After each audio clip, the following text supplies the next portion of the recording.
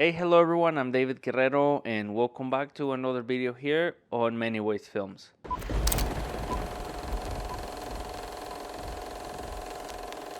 Alright, in the video of today, I want to give you my 2-year review on the Nikon Z6 II. I've had this camera for, 2 years and it's been a pretty interesting camera. This is a camera that I have really enjoyed. Honestly, I don't have a lot of complaints about this camera, but I want to tell you all of my complaints right from the beginning, and then I want to tell you all of the good things that this camera has to offer and if I recommend getting one on 2023.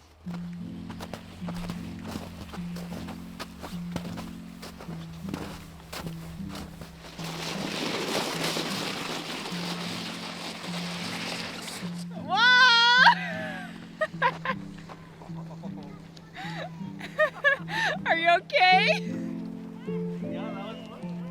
One of the bad things about this camera, and some people might argue that this is just simple complaint, but this camera can shoot 4K at 60 frames per second, but it's only able to do it while it's cropping its sensor, and while it's no big deal for most people, I really like to shoot in 4K rather than 1080. More than having more image quality, it's just for framing and editing purposes.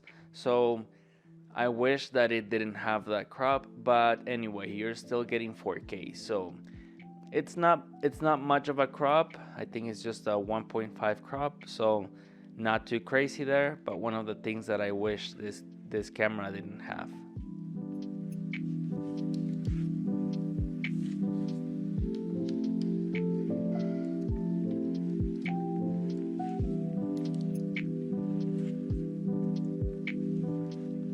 Another thing is that this camera is very heavy duty and it's like weather sealed and it's supposed to be good for like being on the rain and being on like challenging situations, and that is true.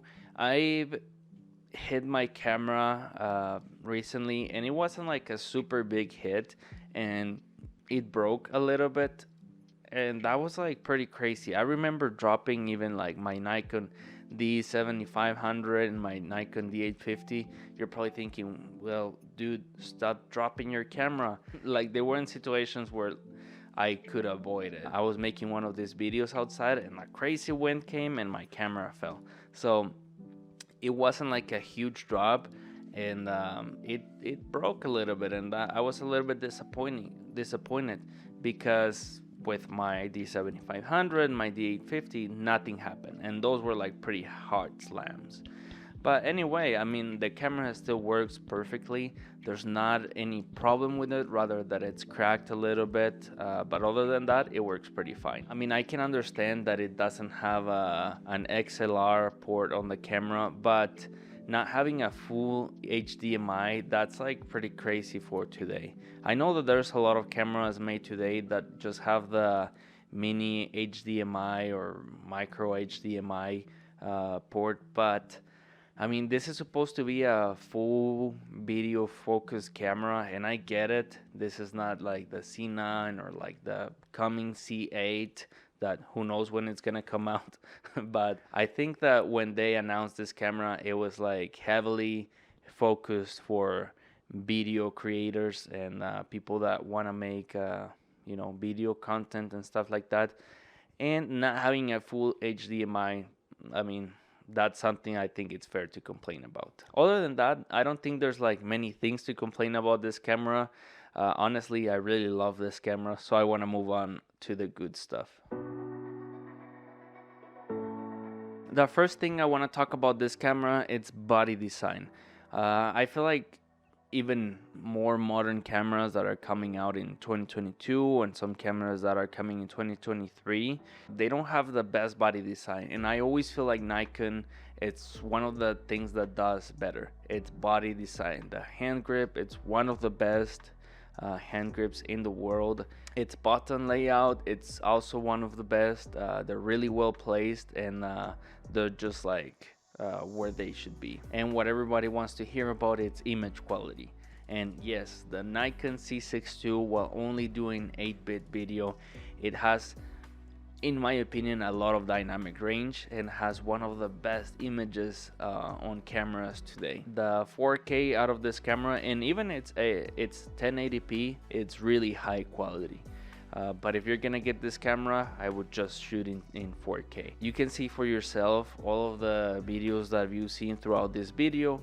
They're like really high quality. A lot of people can't even believe that this is shot on a Nikon camera. Surprisingly or not surprisingly, Nikon produces one of the best images when it comes to colors. Also, I think that the prices for Nikon glass right now, they might be a little bit high, but there's also really good options for more affordable lenses, like a 40mm that it's like pretty close to the 50 for like half the price, and it gives you like really nice image quality. I'm currently using the 51.8 that it's around $500, and I think it's pretty expensive, to be honest. The image that you get out of this lens is just perfect. There's no imperfections with this lens. It's just beautiful.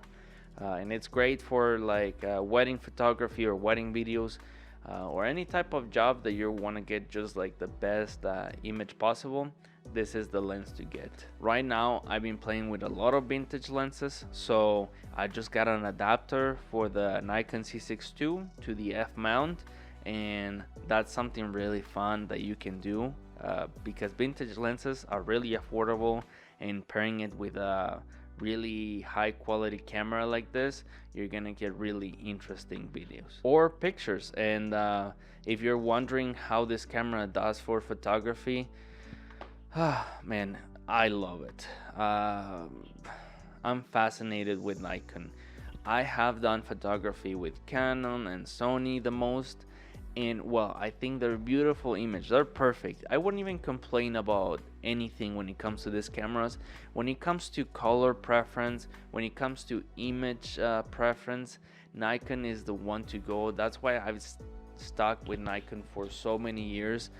Believe it or not, I've had a Nikon camera since I was 14. So that's about 14 years that I've had a Nikon camera in my life and used it daily. And I've had Nikon cameras starting from the D3200 series, and I've had a D5600, D7500, the original C6, a D850, and the C6 II. And if Nikon keeps doing what they're doing, I'm gonna probably stay with Nikon for a long time. Hopefully they start to release cameras with a lower price range, or at least similar to what the Nikon C6 is right now, or the Nikon C6 II, but that they can do a lot more video. And when I say a lot more video, I'm talking about raw capabilities and stuff like that. Now, I've had this camera for 2 years, and I've taken it with me to different places. I've gone with it to Mexico and to different states in the US, and I've had it in like really humid conditions, in rainy weather, in really dry weather, and hot weather, and I've never had any problem with overheating with any of my cards, overheating even, or anything getting damaged by weather. So if I can say something about this camera, is that it is truly weather sealed, and it won't let you down. So if you don't have a Nikon Z6 II and you're considering on getting one, I would just say go for it. This is a really good camera. Watch other videos, compare the price ranges and what every other camera can do. But again, when it comes to just colors, image quality, Nikon, it's one of the best and the one that I prefer. And I know it's received a lot of hate lately or the past years, and I think to some point some of that people can be right, especially when you're paying $1,500 or $2,000 for a camera like this. I think that you should be getting at least not cropped on your 4K 60.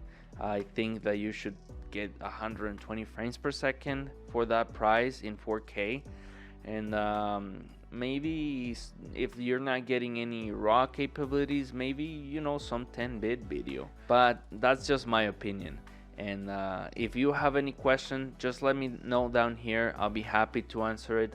Again, I love my Nikon camera. I wouldn't trade it for anything. Well, I probably I probably would, but when it comes to a camera for a similar price range, I wouldn't. So, thanks for watching. Don't forget to subscribe, and I will see you in the next video. See ya.